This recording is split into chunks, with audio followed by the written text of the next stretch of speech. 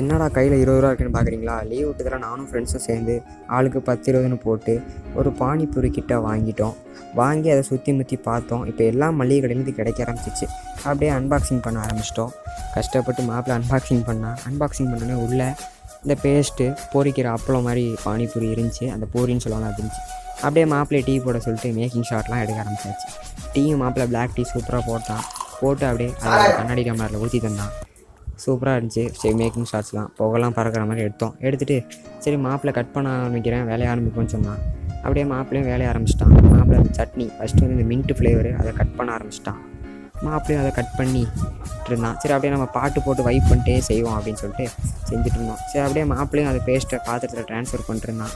அப்படியே அவன் ட்ரான்ஸ்ஃபர் பண்ணிட்டு தண்ணி ஊற்றுறான்னா, சரி நானும் போய் பாட்டில் தண்ணியெல்லாம் குடிச்சிட்டு வந்து பாட்டில் தண்ணியெல்லாம் ஊற்றினேன். தண்ணி ஊற்றி அதை ரசத்தை அப்படியே மேக் பண்ணிகிட்டு இருந்தேன். அப்புறம் வந்து ஸ்வீட் சட்னி இன்னொரு பாத்திரம் ட்ரான்ஸ்ஃபர் பண்ணோடனே அடுப்பு வச்சாச்சு. அடுப்பில் கடாயை வச்சு தட்டி சூடானவுடனே எண்ணெயை ஊற்றியாச்சுங்க. எண்ணெயும் சூடானவுடனே அந்த அப்பளத்தை எடுத்து சட்டியில் போட ஆரம்பிச்சாச்சு. பொரிக்க கரண்டி இல்லை, அப்படியே அந்த பக்கத்தில் அரிப்பு இருந்துச்சு. அதை வச்சு அப்படியே பொரிச்சிடும். எண்ணெயும் வடிகட்டிடும், இதுவும் பொரிஞ்சிடும். சரி, அப்படியே பொரிக்க ஆரம்பிச்சிட்டோம். மொத்தமாக பொரித்து வச்சாச்சுங்க. சரி, அப்படியே மாப்பிள்ளை வெங்காயம் வெட்ட ஆரம்பிச்சிட்டான். சரி, மாப்பிள்ளை வெங்காயத்தை வெட்டின்னு சொல்லிட்டு வெங்காயத்தை வெட்டிட்டு இருந்தான். கிழங்கு இல்லை, வெங்காயத்தை உள்ள வச்சு சும்மா சாப்பிடுன்னு சொல்லிட்டு சரி எல்லோரும் வெளியே போன கேப்பில் ரசத்தை கலக்கி நான் ஒரு பூரி டேஸ்ட் பண்ணி பார்க்கலாம் அப்படின்னு எடுத்தேன். பூரி உண்மையில சொல்லக்கூடாதுங்க, செம்ம டேஸ்ட்டாக இருந்துச்சு. சரி இந்தாங்க நீங்களும் சாப்பிடுங்க அப்படின்னு உங்களுக்கு ஒரு டேஸ்ட்டை கொடுத்துட்டு நான் சாப்பிட்டேன்.